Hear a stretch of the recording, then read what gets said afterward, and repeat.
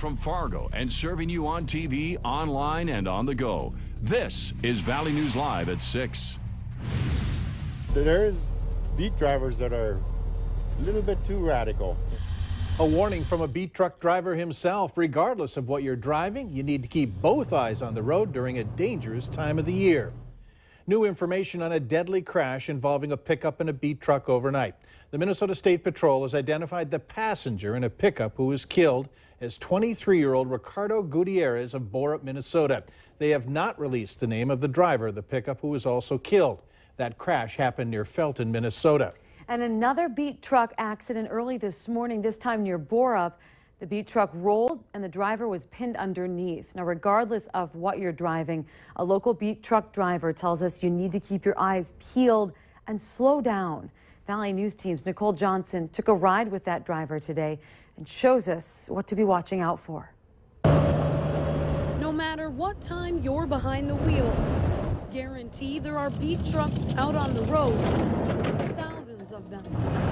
Drivers like John Meschke work 12 hours a day. He's been doing it most of his life and says there's a spike in drivers without training and experience. You look at the people and the way they're driving and now you just wonder where'd they come from. Meschke's concern is over drivers who are in it just for the money, who aren't thinking about safety. Sugar beets is a fast process though, you know, we try to get them out of the ground as fast as possible. He says there are more crashes than there should be. That happens, you know, I mean, people get tired and you just got to get plenty of rest before you go to work. That's the main thing. He says watch out for trucks and beets thrown from them. Yeah, it'll break your windshield. They are heavy. They probably weigh, I don't know, 8 pounds or 5 pounds for a big sugar beet, so they are heavy. Lieutenant Steve Todd with the Clay County Sheriff's Department says distracted driving is getting worse, a major factor in many crashes. The car drives into the path of the beat truck who's paying attention. I mean, everybody on the road needs to be focusing on what they're doing, not just the beat truck drivers or the semi drivers, it's everybody. Meschke agrees, saying if something happens on the road, these trucks can't stop as fast as he'd like. If you can avoid it, try stay off the roads that sugar beets are on. Reporting near Reynolds, North Dakota, Nicole Johnson, Valley News Live. In the Felton crash that killed 2 people, officers say the pickup crossed the center line and hit the beat truck head-on. In the crash near Borup, the beat truck rolled and pinned the driver, and the cause of both crashes is still under investigation. The protest may be national, but it's not drawing well in Moorhead. About 5 people are outside the McDonald's expressing their displeasure over the use of potatoes treated with pesticides.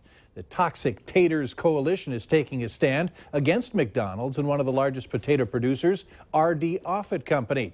The protest was planned nationally today as McDonald's starts to serve breakfast all day, every day.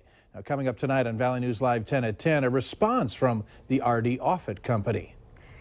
It was a quiet one out there today, but as we wake up tomorrow, some of us might see a little frost. It's going to be chilly. Let's head over to Hutch Johnson for the latest. Hutch?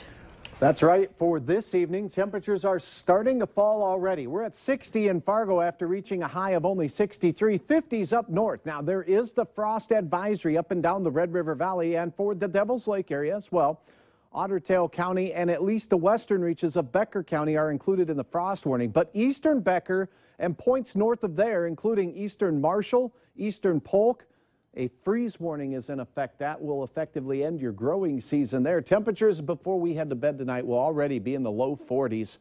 So we'll have details on that. And there's some rain in the forecast for some of us as well as we go through our midweek day. So we'll tell you where that's going to happen and have a look ahead toward the weekend here in a minute. It's fall, so those temperatures are going down. A little back and forth weather here. Yeah. All right. Thanks, Hutch. A wanted man who caused a lockdown at Lemore's school yesterday has been arrested. Cody Garlock had been on the run since yesterday afternoon and was arrested this morning in Lemoore. The search for Garlock ended in Dickey County yesterday and was called off late last night. Now, he was wanted for being a felon in possession of firearms, breaking into a vehicle, burglary, and possession of drug paraphernalia with intent to distribute. A Moorhead man has been charged with animal cruelty and chasing a wild animal with a motor vehicle. The Monoma County attorney told Valley News Live that Stephen William Tim was charged today with the 2 misdemeanor counts. A witness told authorities that they saw someone chasing a swimming buck with a pontoon until it died. Investigators were told by Tim that he was trying to steer the deer back to shore. The incident happened on September 6th on Tullabee Lake. New regulations should make it safer for taxi rides in the Northern Valley, but still no Uber service. Uber, the taxi service that operates by employing private car owners across the country, runs in Fargo but not in Grand Forks. Valley News Team's Neil Carlson shows us a new law designed to keep your taxi ride safe and why Uber isn't coming to Grand Forks anytime soon. 10 taxi companies with around 60 drivers operate in Grand Forks. The City Council has just passed a new ordinance which moves the inspection of their vehicles from the police department to actual mechanics in the city's inspection department. It was PD that did it. We just went through going through inspections now as they do the other inspections of equipment vehicles around town. Right.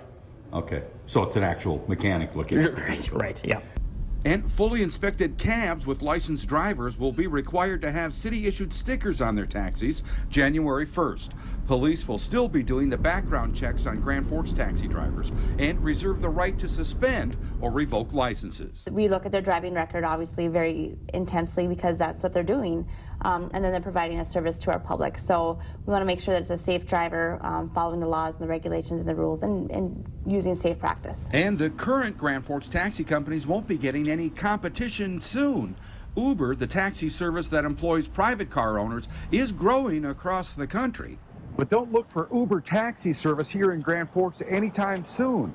The current city ordinances don't allow them to operate here. No council people have come forward and want to make this change to open it up for them.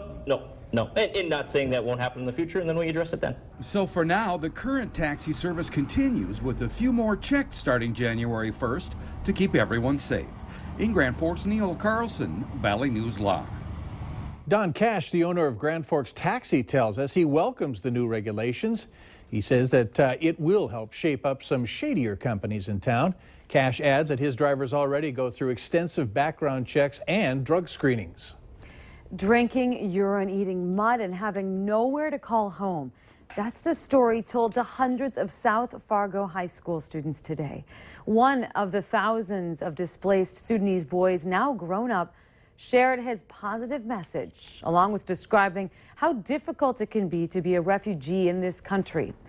John Dow says one night he and his brothers were forced to run away as government troops stormed their home in South Sudan.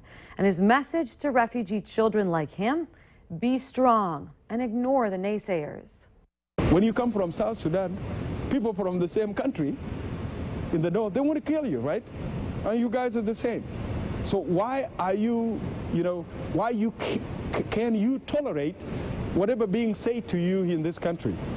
Just ignore it, move forward. What the count is, how you can get there. For more information about Dow and his incredible story, we've put a link on our website. Just visit valleynewslive.com and click on this story. Lawmakers in Washington, D.C. are looking at how to help flood victims in South Carolina, even before the waters have completely gone down. U.S. Senator Lindsey Graham says the best thing they can do right now is let the professionals do their jobs. The Senate is urging the federal government to assist where it can, but the real help will come after a full damage assessment in the aftermath of the disaster. Anything we ask for in terms of federal aid is specific to this disaster. There'll be no piling on. There'll be no pork barrel politics here. So that's my main focus. That's where I can help the most, is to make sure the federal government is responding in an appropriate way, and they are. Senator Graham voted no on a bill calling for additional funding for Hurricane Sandy back in 2012, but they say that's because it included funding for things completely unassociated with the disaster itself. Well, coming up on Valley News Live at 6, what some local business and education leaders are doing to help prepare your college students for the real world. And as we expect temperatures this evening to fall very quickly, morning frost possible and rain in the forecast as well. I'll fill you in coming up right after this.